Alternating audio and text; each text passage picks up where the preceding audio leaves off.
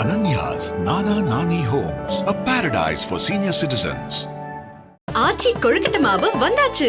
ஆச்சி கொழுக்கட்டை மாவிற்கு கொழுக்கட்டை அச்சை கேட்டு வாங்குங்கள். Colorful collections, trending fashions. The Chennai Silks and Aha Oho Adi sale. 50% வரை தள்ளுபடி. மனுசங்கடா நாங்க மனுசங்கடா, ஒன்ன போல அவன போல 8 சாணு வசரமுள்ள மனுசங்கடா. எங்களோட மானம் என்ன தெருவுல கிடக்கா, எங்களோட மானம் என்ன தெருவுல கிடக்கா. உங்க இழுப்புக்கெல்லாம் பணியிறது எங்களின் கணக்கா, எங்களோட முதுகிக்கெல்லாம் இருமுல தோழா. நாங்க ஒரு புகுந்தா உங்க மான கிழிஞ்சு போகாதா, நாங்க ஒரு புகுந்தா உங்க மான கிழிஞ்சு போகாதா. அட எங்க முதுகு நீங்க ஏற ஏணியாகவோ, நாங்க இருந்தபடியே நாங்க இருந்தபடியே இருக்கணுமா காலம் புறாவும், நாங்க இருந்தபடியே இருக்கணுமா காலம் புறாவும். டேய் மனுஷங்கடா, எங்க வயிற்றுல எப்படி எடுத்து கொட்டிக்கிறாரு, நல்லா இருப்பீங்களா? நீங்க எல்லாம் சொகசா ஏசில தூங்குறீங்க, நாங்க நைட்ல கொசு யாருன்னா வந்து எங்க பக்கத்துல பார்த்தா கூட எனக்கு தெரியாது. ஏன்னா நாங்க ரோட்ல பத்துனுக்குறோம், எந்த குடிக்காரன் வந்து படுப்பான் எந்த வாடகாரன் வந்து படுப்பான்னு எங்களுக்கு தெரியாது. தயவு செய்து முதல்வராக சொல்லுங்க, நீங்க எங்களுக்கு எங்க வேலையை எங்ககிட்ட கொடுத்துருங்க. வேற உங்ககிட்ட நாங்க வேற எதுவுமே கையெடுத்து கும்பிடுறோம். மனுஷன் போனது மனுஷன் கழுவி இருக்கேன். நான் 5 வருஷம் செஞ்சிருக்கேன் நான் அந்த வேலையை. அந்த அண்ணாவால வாய் பேச முடியல அப்படின்னாலுமே அவருடைய எமோஷன்ஸை நம்மளால புரிஞ்சுக்க முடியுது. எனக்கு 3 குழந்தைங்க, சின்ன குழந்தைங்க இருக்காங்க. அந்த 3 குழந்தைங்களுக்கும் நான் ஸ்கூல் ஃபீஸ் கட்டணும், உங்களுக்கு நோட்டு புத்தகத்துல இருந்து வாங்கி கொடுக்கணும்.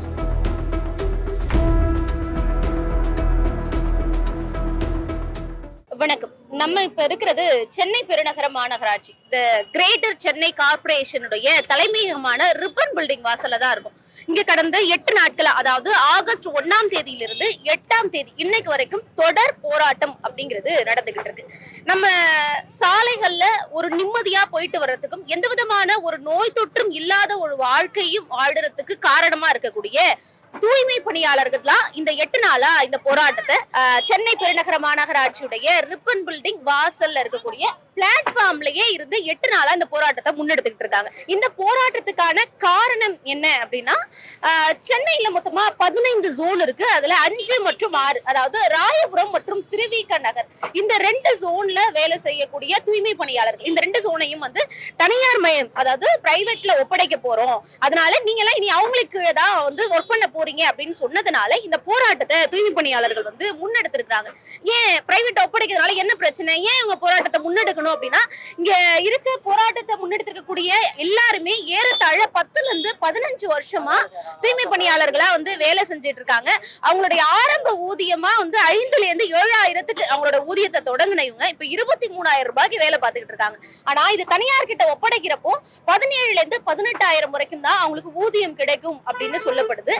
இதை தாண்டி இன்னொரு பிரச்சனை இப்ப என்ன அப்படின்னா, 7 நாட்கள் போராட்டம் முடிஞ்சதுக்கு பிறகாக காவல்துறை தரப்புல ஒரு எச்சரிக்கை அப்படிங்கிறது விடுக்கப்பட்டிருக்கு. அதாவது அனுமதி இல்லாம போராட்டம் பண்றது, பொது அமைதிக்கு குந்தகம் விளைவிக்கிறது, இடையூறா இருக்கிறது அப்படிங்கிற மாதிரி போலீசார் தரப்புல ஒரு எச்சரிக்கை விடுக்கப்பட்டிருக்கு. உடனடியா இந்த இடத்த வந்து காலி பண்ணணும் அப்படின்னு சொல்லி. ஆனா நாங்க தொடர்ந்து இந்த போராட்டத்தை முன்னெடுப்போம், எங்களுடைய கோரிக்கைகள் நிறைவேற வரைக்கும் எங்களுடைய போராட்டம் தொடரும் அப்படிங்கிறதுக்குள்ள தூய்மை பணியாளர்கள் ரொம்பவே ஸ்ட்ராங்கா இருக்காங்க. இவங்களுக்கு பல ஆதரவுகளும் வந்து தொடர்ந்து இருந்துகிட்டே இருக்கு. இப்போ நம்ம மாணவர்களா இருக்கட்டும், பல அரசியல் கட்சி சார்ந்தவர்கள், அமைப்புகளை சார்ந்தவர்கள் பலர் வந்து அவங்களுடைய ஆதரவுகளை தெரிஞ்சுட்டு இருக்காங்க. இப்ப கூட நம்மளால பார்க்க முடியுது, விடுதலை சிறுத்தைகள் கட்சியில இருந்து வந்து இங்க போராட்டத்துல இருக்கக்கூடியவர்களுக்கு வந்து உணவு, தண்ணீர் மாதிரியான விஷயங்களையும் கொடுக்குறாங்க. அந்த கட்சியை சார்ந்த நபர்கள் கிட்ட பேசலாம். வணக்கம் சார். விடுதலை சிறுத்தைகள் சார்பில் இருந்து அவங்களுக்கு இங்க போராடக்கூடிய தூய்மை பணியாளர்களுக்கு குடிநீர் மாதிரியான உணவு பண்டங்கள் உதவிகளை கொடுக்குறீங்க, கூட்டணியில இருக்கீங்க. 2021 எதிர்கட்சி தலைவரா இருந்தப்ப முதல்வர் ஸ்டாலின் எழுதின கடிதத்தை கூட அவங்க வந்து இங்க பேஸ் பண்ணிருக்காங்க. உங்களுடைய கோரிக்கை என்னவா இருக்கு, எப்போ வந்து பேச்சு முன்னெடுக்க போறீங்க முதல்வர் கிட்ட? இந்த கோரிக்கை என்பது வந்து பாத்தீங்கன்னா ஒரு 2000 பேரோட வாழ்க்கை இல்லை. இதுல ஜூன் 5, 6 2 மண்டலத்துக்கான தொழிலாளர்கள் தான் இப்ப இங்க இருக்காங்க.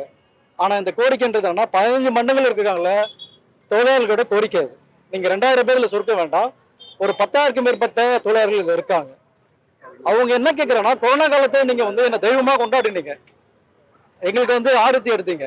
ஆனா இந்த ஆட்சியாளர்கள் எங்களை வந்து ஒரு குப்பை போன்ற தூக்கி போட்டிருக்காங்க வெளியே எங்களை. இப்ப நான் கேட்கறது என்னன்னா, நீங்க சொன்ன வாக்குறுதி தான் அது. நாங்க ஆட்சிக்கு வந்த உடனேவே இவங்க எல்லாரும் நாங்க நிரந்தர பணியாற்றுறோம்னு சொல்லிட்டு, இப்ப இவங்க கேட்கறது வந்து நீங்க வந்து நிரந்தர பணியாற்றுறதுலாம் இல்ல, முதல்ல நாங்க செஞ்ச வேலையை எங்களுக்கு அலோவ் பண்ணுங்க, நாங்க வேலை செஞ்சுட்டு இருக்கோம், அப்புறம் எங்க கோரிக்கை நீங்க நிறைவேற்றுங்க, நிரந்தரம் பண்ணலாமா வேண்டாமான்றது விஷயம் எல்லாம் அப்புறம் பாத்துக்கலாம். நீங்க உடனே வேலை விட்டு எடுத்துருந்தா இப்ப பாதிப்பு அதிகமா இருக்கு.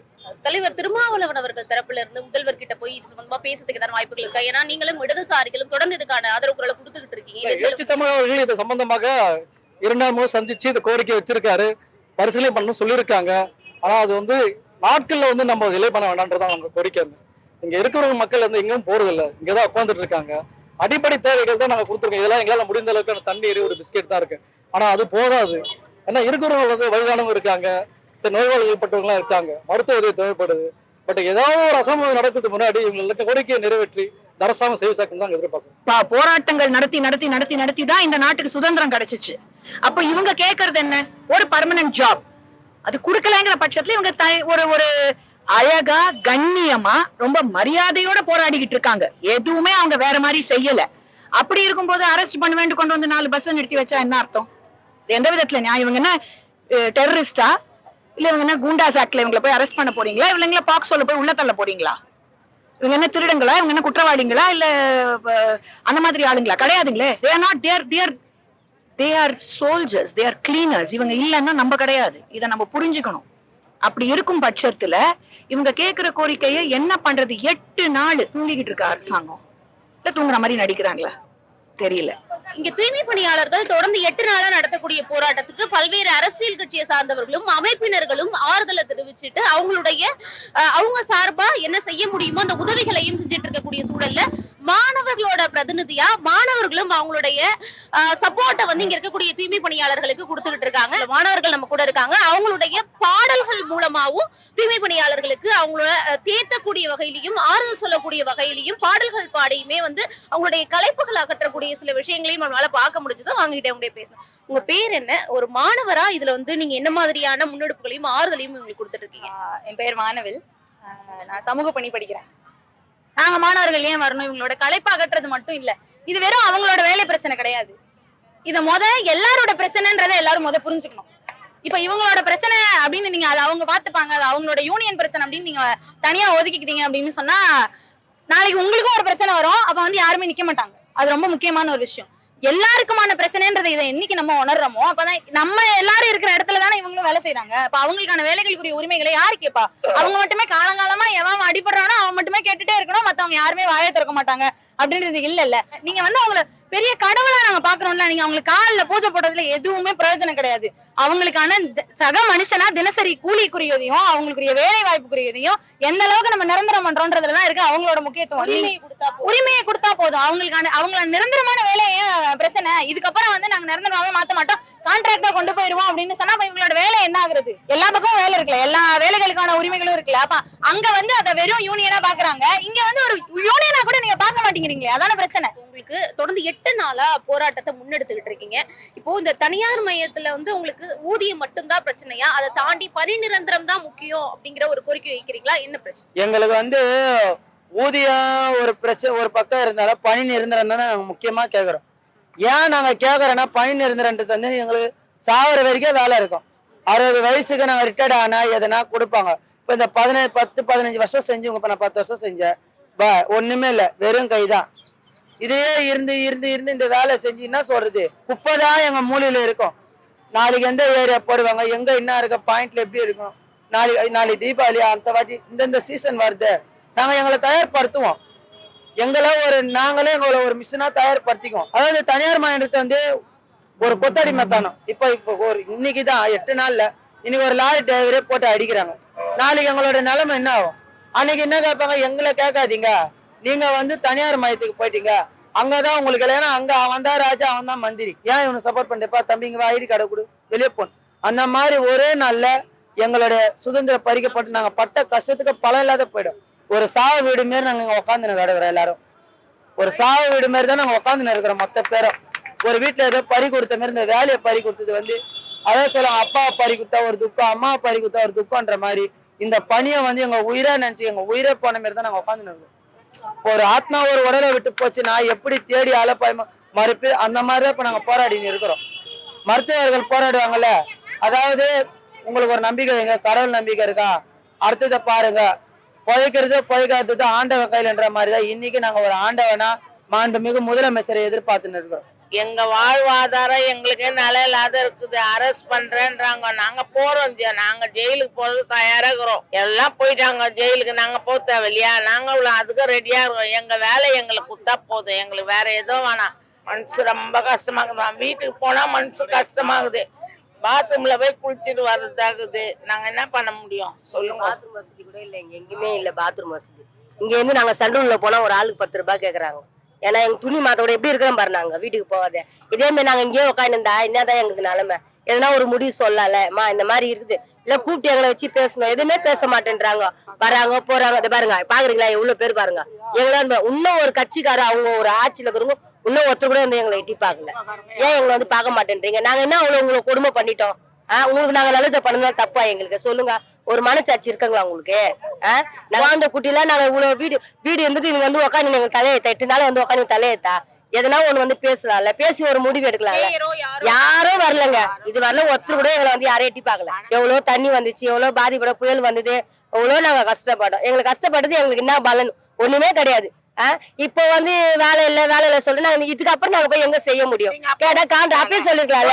டைம்ல கான்ட்ராக்ட் விட வேண்டியது தானே? கொரோனா டைம்ல கூட விடல. வரதா புயல் கூட வேண்டியது தானே? நிஜாம் புயல் கூட வேண்டியது தானே? கெஜா புயல் கூட வேண்டியது தானே? அப்பெல்லாம் கான்ட்ராக்ட் விட்டுருந்தா சந்தோஷப்பட்டுருமே. கூட எல்லாம் வேலை செய்யறாங்க, அவங்களுக்காண்டி எங்களுக்கு நான் அப்பெல்லாம் எங்களை வச்சு பயன்படுத்திங்கன்னு இப்ப எங்களை வெளியே போன்னு சொல்லிட்டு கான்ட்ராக்ட்காரங்களை உள்ள கொண்டாந்து விட்டீங்க. இது என்ன நியாயம் இது?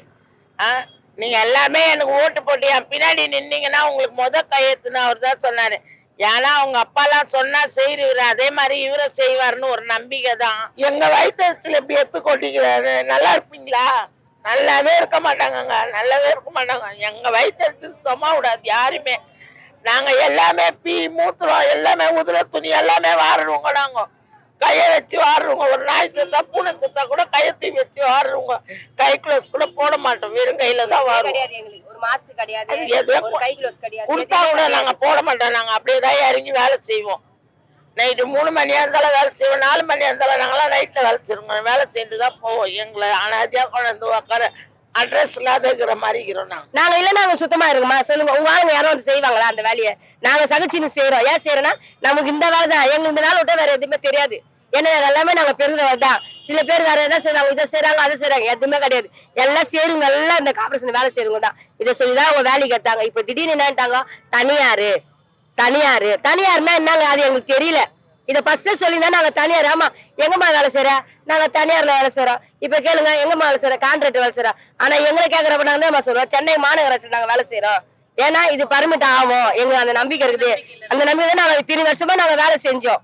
இப்போ வந்து இல்லைன்னு சொல்லிட்டு எல்லாம் குழந்தை குட்டி வயசு பொண்ணுங்க எல்லாம் விட்டு வந்து நாங்க ரோட்ல பத்துக்கிறோம். என் பொண்ணு ஒண்டியா வீட்டுல பத்துன்னு காலேஜ் நர்ஸ் படிதான் பொண்ணு வீட்டுல ஒண்டியா விட்டு வந்து ரோட்ல பத்துறேன். என்ன தலையத்தா சொல்லுங்க, நாங்க இங்க வந்து படுக்கணும்னு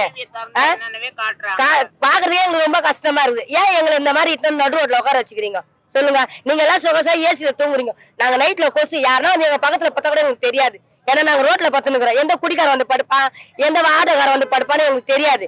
ஏன்னா நம்ம ஜனங்க தான் இருக்கிறாங்க, நைட் எல்லாம் மூச்சு இருக்கிறாங்க. என்ன ஆகுமோ ஏதோ எங்களுக்கு ஏன் அப்படி பயத்தை காட்டுறீங்க? என்னத்துக்கு எங்களுக்கு பயத்தை கொடுக்குறீங்க? ஒண்ணு எங்க ஆமா எங்க மெயின் ரோட்ல பத்தி எங்களுக்கு பயமா இருக்குது. எத்தனை நாளுக்கு நாங்க இருக்க முடியும் சொல்லுங்க? எங்களுக்கு ஒரு நல்ல தீர்வு கிடைக்கல. தயவு செய்து முதலமைச்சர் சொல்லுங்க, நீங்க எங்களுக்கு எங்க வேலையை எங்ககிட்ட கொடுத்துருங்க.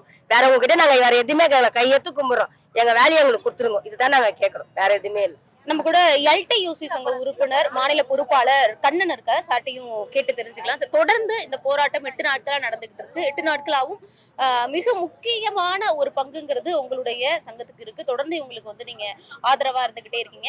இன்னைக்கு எதுவும் பேச்சுவார்த்தை நடத்தப்பட்டதா? ஏன்னா போலீஸ் தரப்புலையும் எச்சரிக்கை விடுக்கப்பட்டிருக்கு. எந்த நிலையில இருக்கு இந்த போராட்டம்? 1/8/2025 இருந்து இன்னைக்கு 8வது நாளா தூய்மை பணியாளர்களே அவங்களோட ஒரே ஒரு கோரிக்கை, இப்போதைக்கு அவங்க ஒரே ஒரு கோரிக்கை என்னன்னா, பணி நிரந்தர வழக்கை வந்து நாங்கள் வந்து நீதிமன்றத்தில் பார்த்துக்கிறோம். எங்களுக்கு வந்து இப்போதைக்கு 31/7/2025 நாங்கள் என்னென்ன NULMல வேலை செஞ்சோம் அதே ஸ்கீமிங் கீழே எங்களுக்கு வேலை கொடுங்க. தினக்கூலி அடிப்படையில் நாங்கள் வேலை செஞ்சோம், அதே நிலையில எங்களுக்கு வேலை கொடுங்க. இன்னைக்கு இப்போ நீங்கள் சொன்னீங்கன்னா கூட இன்னைக்கே நாங்கள் வேலைக்கு போக ரெடியாக இருக்கோம் அப்படின்றத எங்களோட ஒற்றை கோரிக்கையாக இன்னைக்கு வச்சிருக்காங்க. அவங்க என்ன சொல்றாங்கன்னா, நாங்கள் ஆல்ரெடி கான்ட்ராக்ட் விட்டோம், நீங்கள் கான்ட்ராக்ட் தான் வேலை செய்யணும்னு சொல்கிறாங்க. இதுதான் இன்னைக்கு நிலைமை.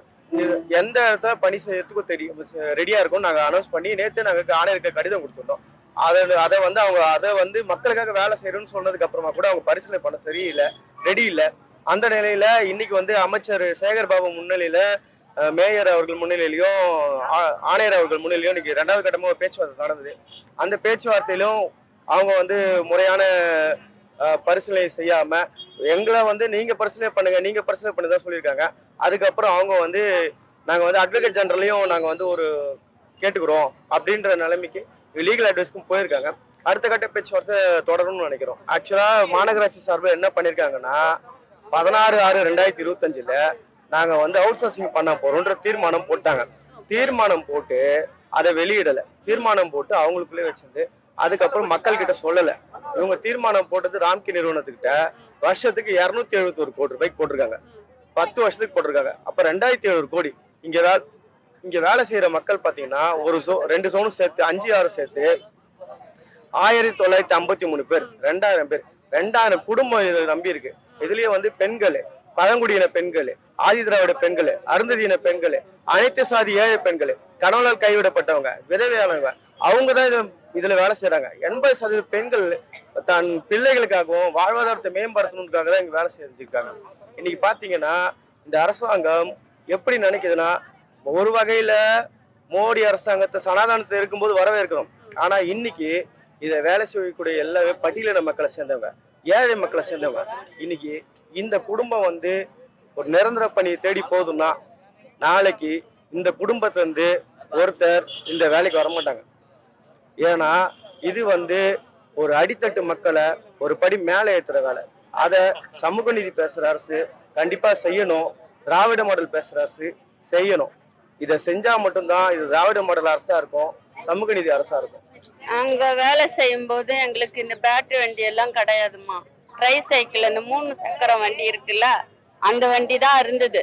லேடிஸ் தான் அந்த வண்டியில குப்பை ஃபுல்லா போட்டு கொண்டு வருது. வீடு வீடா போயிட்டு குப்பை வாங்கி புழுவுங்க இருக்கும், தீட்டு துணிங்க இருக்கும், மோஷன் போய் அப்படியே போட்டு அந்த இது நாப்கின் எல்லாம் போட்டு வச்சிருப்பாங்க. அப்படியே வாரி, நாங்க கிளவுஸ் கிடையாது, மாஸ்க் கிடையாது, எதுவுமே கிடையாது, அப்படியே வாங்கி தான் நாங்க போட்டு. இதுல வேற குப்பை, அது வந்து மக்கும் குப்பை, மக்காத குப்பை பிரிச்சு வேற கொடுக்கணும்.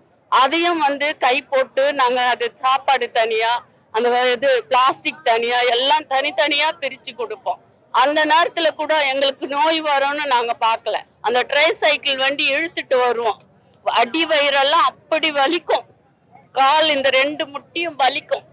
லேடிஸ் அந்த வெயிட்டை போட்டு ட்ரை சைக்கிள் இழுத்து கொண்டு வந்து குப்பை பின்னுல போடணும். அப்ப எவ்வளவு வலிக்கும், இந்த இடுப்பு விட்டு போகும், இந்த கால் வலிக்கும், நடக்க முடியாது. வீட்டுல போய் படுத்தா எங்களுக்கு இந்த 2 கையும் வராது. அப்படியெல்லாம் வலி வேதனையோட வேலை செஞ்சிருக்கோம். பிசி கழுவேன், பாத்ரூம் கழுவி இருக்கேன் நான். 5 வருஷம் என்ன பாத்ரூம் கழுவ விட்டாங்க. மனுஷன் போனது மனுஷன் கழுவி இருக்கேன் நான். 5 வருஷம் செஞ்சிருக்கேன் நான் அந்த வேலையை. அந்த வேலை செஞ்சே எனக்கு உடம்பு சரியில்லாம போயிடுச்சு. அப்படியெல்லாம் கஷ்டப்பட்டோம். அந்த மாதிரி கஷ்டப்பட்டுட்டு இப்போ எங்களுக்கு வேலை இல்லை, வெளியே போங்கன்னா நாங்க எங்க போறது, எந்த வேலைக்கு போறது?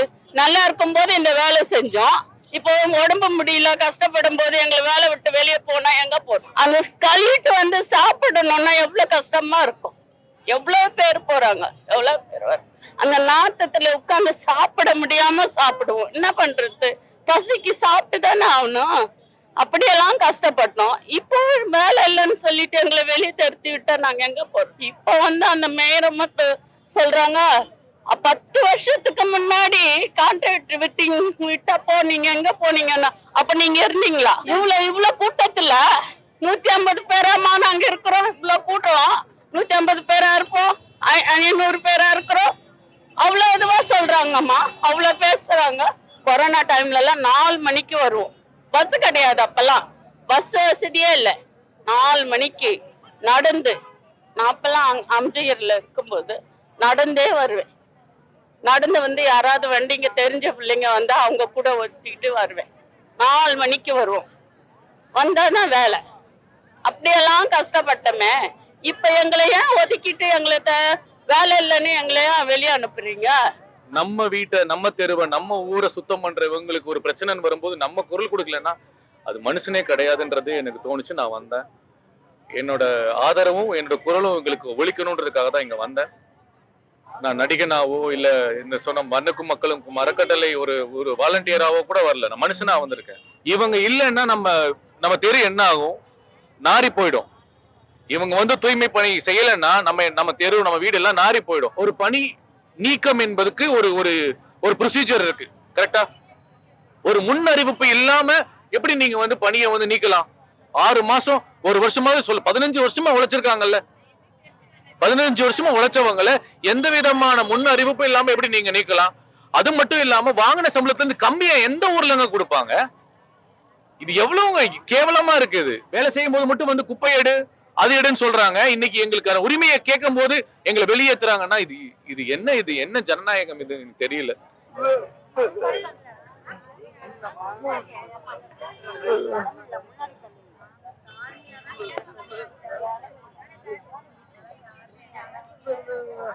அந்த அண்ணாவால வாய் பேச முடியல அப்படின்னாலுமே அவருடைய எமோஷன்ஸை நம்மளால புரிஞ்சுக்க முடியுது. எனக்கு 3 குழந்தைங்க, சின்ன குழந்தைங்க இருக்காங்க. இந்த 3 குழந்தைங்களுக்கும் நான் ஸ்கூல் ஃபீஸ் கட்டணும், உங்களுக்கு நோட்டு புத்தகத்துல இருந்து வாங்கி கொடுக்கணும், வீட்டுல வீட்டுக்கு வாடகை கட்டணும். அது இல்லாம நான் சமைச்சு சாப்பிட்றதுக்கு எங்க வீட்டுல நான் இல்லைன்னா சமைச்சு சாப்பாட்டுக்கு கூட வழி கிடையாது. 8 நாட்களா நாங்க இங்க இருக்கோம், என்னதான் பண்ண முடியும்னு அவருடைய சைகை மூலமாவே நம்மளால அந்த அளவுக்கு அவருடைய எமோஷன்ஸை புரிஞ்சுக்க முடியுது. இப்படிதான் இங்க இருக்கக்கூடிய ஒவ்வொருத்தவங்களுக்கு பின்னாடியும் ஒவ்வொரு கதைகளும் ஒவ்வொரு குடும்பங்களும் இருக்கு. அந்த குடும்பங்களுடைய தேவைங்கிறது அவங்கள தாண்டி அவங்களுடைய நலன் அப்படிங்கிறது நமக்கும் முக்கியம். அவங்க நல்லா இருந்தாதான் நம்ம நல்லா இருக்க முடியும் அப்படிங்கிறது தான் நிதர்சனமான உண்மையா இருக்கு. அதனால இதை புரிஞ்சுக்கிட்டு அரசாங்கம் அவங்களுடைய கோரிக்கையை நிறைவேற்றி கொடுக்கணும் அப்படிங்கிறது தான் இங்க இருக்கிற ஒவ்வொரு மக்களுடைய கோரிக்கையாகவும் இருக்கு. கொரோனா காலத்திலே சென்னை நகர மக்களே, தூய்மை பணியாளர் பாதுகாத்தது நாங்கதான். சென்னையின் முகவரி நாங்கதான். பூர்வக்குடி நாங்கதான். வெல்லட்டும் அமைதியான போராட்டம், போராட்டம் வெல்லட்டும். வருகுது பார். ஆகஸ்ட் 15 வருகுது பார். சுதந்திர தினம் வருகுது பார். கையில் கொடியை ஏந்திடுவோம், உரத்த குரலில் முழங்கிடுவோம். நிரந்தரம் என்பது இல்லாமல் சுதந்திரம் என்பது இல்லையே. சுதந்திரம் நமது பிறப்புரிமை, உரத்த குரலில் முழங்கிடுவோம். ஜிந்தாபாத்